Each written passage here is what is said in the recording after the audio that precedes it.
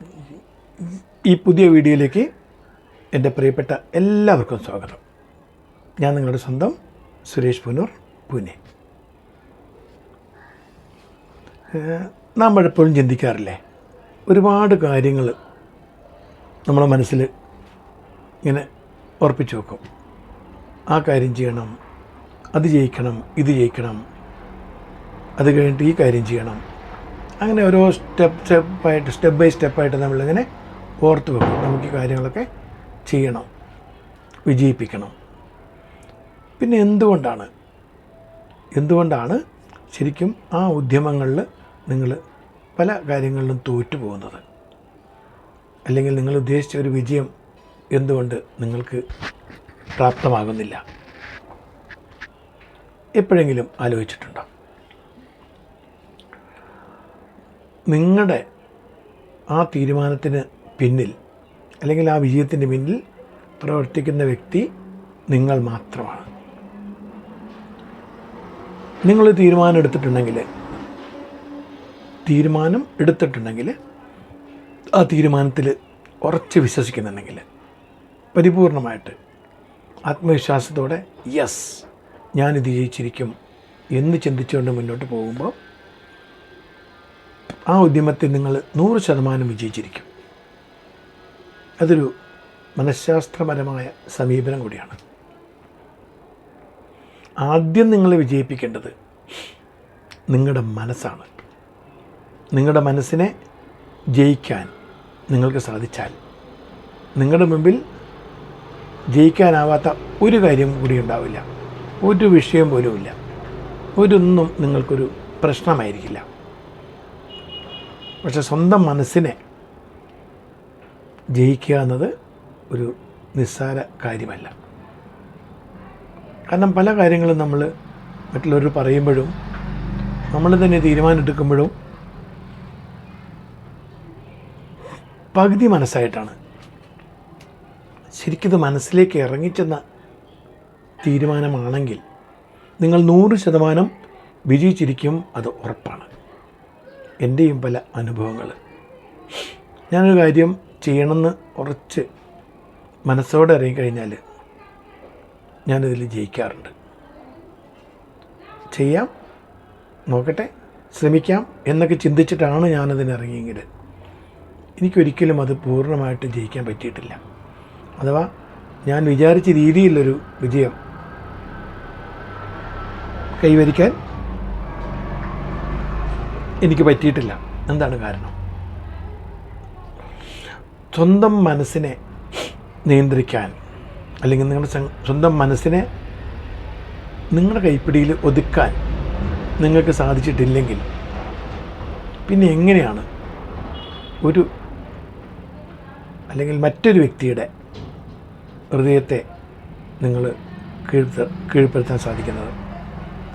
സ്വന്തം മനസ്സിനെ കീഴ്പ്പെടുത്താൻ പറ്റിയിട്ടില്ലെങ്കിൽ, നമ്മുടെ കയ്യിൽ വെക്കാൻ പറ്റിയിട്ടില്ലെങ്കിൽ, അല്ലെങ്കിൽ നമ്മുടെ മനസ്സിനെ നമ്മുടെ ആഗ്രഹമനുസരിച്ച് പ്രവർത്തിപ്പിക്കാൻ, തീരുമാനമെടുക്കാൻ, ആ തീരുമാനത്തിൽ നല്ല കടുകട്ടിയായിട്ട് ഉറച്ചു നിൽക്കാൻ നിങ്ങളുടെ മനസ്സിനെ നിങ്ങൾക്ക് നിയന്ത്രിക്കാൻ സാധിക്കുന്നില്ലെങ്കിൽ നിങ്ങളൊരിക്കലും ഈ കാര്യത്തിൽ വിജയിക്കാൻ പോകുന്നില്ല.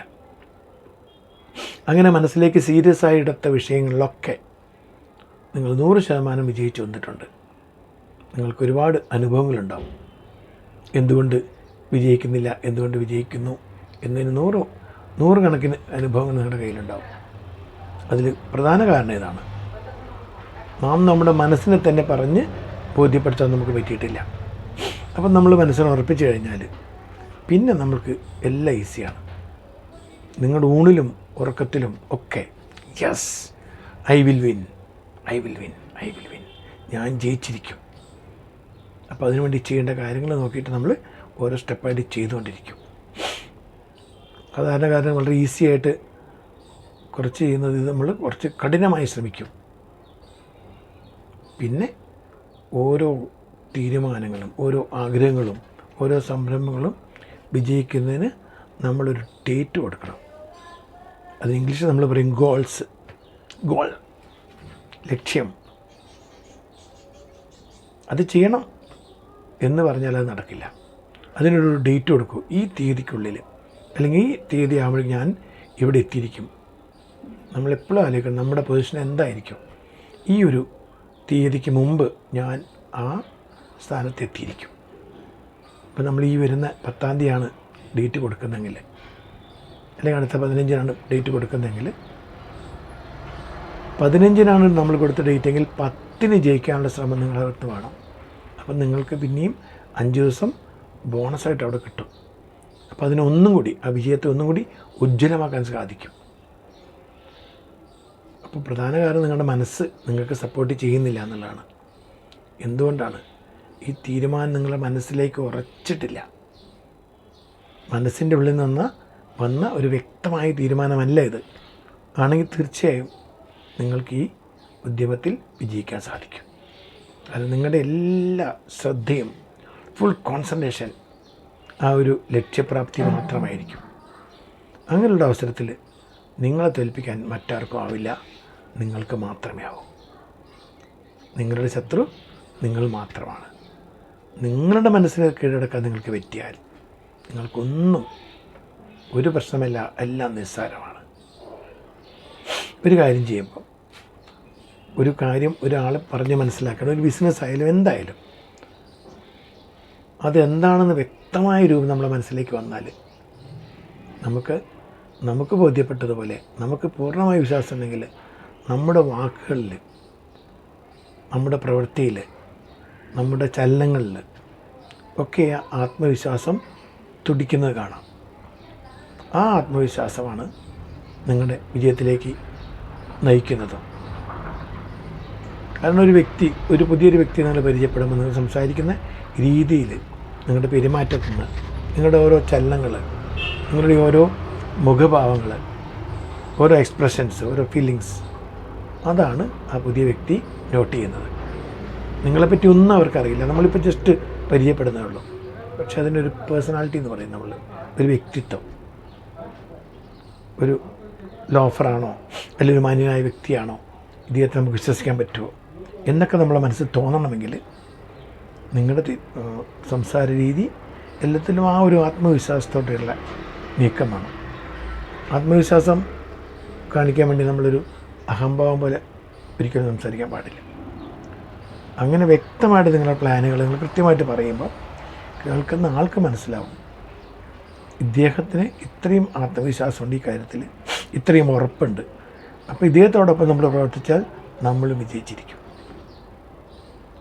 അപ്പോൾ സ്വന്തം മനസ്സിനെ ആദ്യം കീഴ്പ്പെടുത്തണം. നമ്മുടെ കയ്യിൽ വെച്ചിട്ട് തീരുമാനങ്ങൾ ഉറച്ചു നിൽക്കണം. എൻ്റെ പ്രിയപ്പെട്ടവരെ, നിങ്ങൾ മനസ്സിലാക്കണം, നമ്മൾ ഏതൊരു കാര്യം ചെയ്യുമ്പോഴും അത് വിജയിപ്പിക്കണമെങ്കിൽ അതിന് പിന്നിൽ ഒരുപാട് ത്യാഗമുണ്ട്.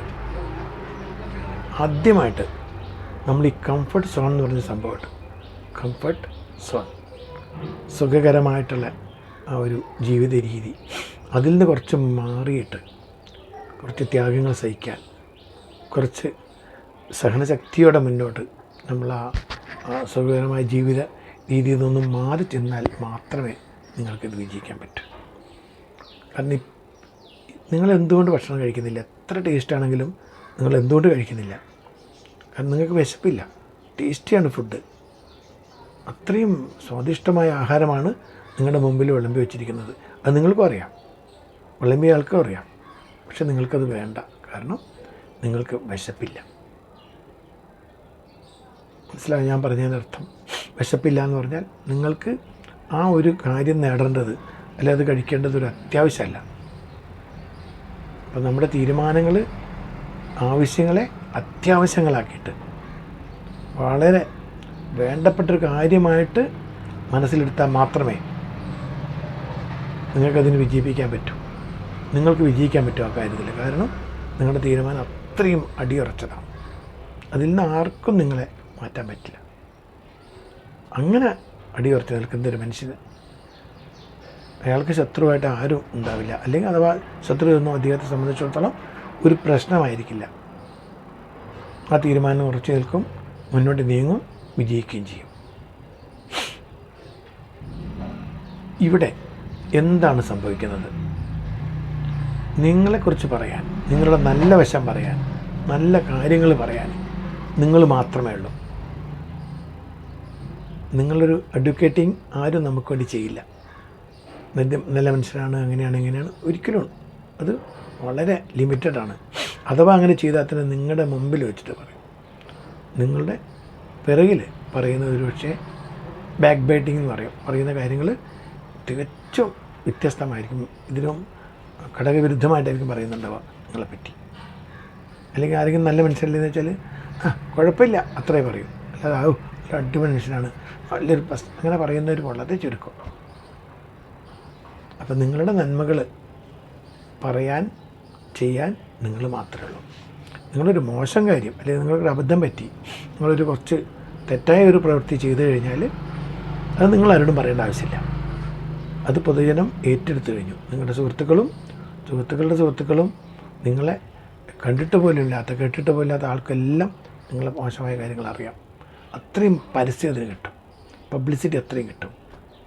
അതേസമയത്ത് നിങ്ങൾ ചെയ്യുന്ന നല്ലൊരു പ്രവൃത്തി അത് നിങ്ങളുടെ വായിൽ നിന്ന് തന്നെ പുറത്തു വരും. വേറെ ആരും പറയാൻ സാധ്യത കുറവാണ്. പറയില്ല എന്നല്ല, അത്ര അടുത്ത സുഹൃത്തുക്കൾ, അത്രയും ആത്മാർത്ഥ സുഹൃത്തുക്കളുടെ വായിൽ നിന്ന് വരാം. പക്ഷെ അവർ പറയണം നിർബന്ധമില്ല, അവർ മനസ്സിലുണ്ടെങ്കിലും. അപ്പം അതുകൊണ്ട് തീരുമാനമാണ് ഏറ്റവും തീവ്രമാക്കേണ്ടത്. ഉറച്ചു നിൽക്കാനുള്ള കോൺസിസ്റ്റൻസി വേണം. അപ്പോൾ കൺസിസ്റ്റൻസി ഇല്ലെങ്കിൽ നിങ്ങൾക്കത് വിജയിക്കാൻ പറ്റില്ല. ഇന്നും ഫുൾ മൂഡിലാണ് നമ്മളെല്ലാം ചെയ്തു, നാളെ നമ്മൾ തണുത്തുപോയി, മറ്റന്നാൾ അതിനും തണുത്തു, പിന്നെ 2 ദിവസം കഴിഞ്ഞപ്പോൾ കരുതി അയ്യോ എൻ്റെ 2 ദിവസം വേസ്റ്റായി, ഇനി ഞാൻ പൂർവാധിക ശക്തിയോടെ പ്രവർത്തിക്കുമെന്ന് പറഞ്ഞ് പ്രവർത്തിക്കാൻ തുടങ്ങും. 2 ദിവസം കഴിയുമ്പോൾ ഒരുപക്ഷെ നിങ്ങൾ ഉദ്ദേശിക്കുന്ന ആ ഒരു ഫലപ്രാപ്തി ഉടനെ ഉണ്ടാവണം നിർബന്ധമില്ല. അപ്പോൾ അങ്ങനെ കിട്ടാത്തൊരവസരത്തിൽ നിങ്ങൾ വീണ്ടും നിരാശരാവുകയാണ് അല്ലേ? ആ നിരാശ നിങ്ങളെ പിന്നെയും തളർത്തും, നിങ്ങളുടെ പ്രവൃത്തി സൈഡിലേക്ക് പോയി. പിന്നെ 2 ദിവസം കഴിയുമ്പോൾ ആരെങ്കിലും പറയുമ്പം ശരിയാ. അപ്പോൾ നിങ്ങളുടെ മനസ്സിൽ ആ ഒരു ആത്മവിശ്വാസക്കുറവാണ് കാണിക്കുന്നത്. അപ്പോൾ എന്തിൻ്റെ അടിസ്ഥാനം? നിങ്ങളുടെ മനസ്സാണ്. മനസ്സിനെ പറഞ്ഞ് ബോധ്യപ്പെടുത്തൂ. മനസ്സിലാക്കുക എന്ന് പറഞ്ഞാൽ മനസ്സിൽ ആക്കണം, മനസ്സിൽ ആയിരിക്കണം. എങ്കിൽ പിന്നെ നിങ്ങളെ തോൽപ്പിക്കാൻ ആർക്കും സാധ്യമല്ല. വിജയം നിങ്ങൾക്ക് മാത്രമുള്ളതാണ്. പുതിയൊരു വിഷയമായിട്ട് അടുത്ത വീഡിയോ നമുക്ക് കാണാം. Signing off, Suresh Punnur, Pune.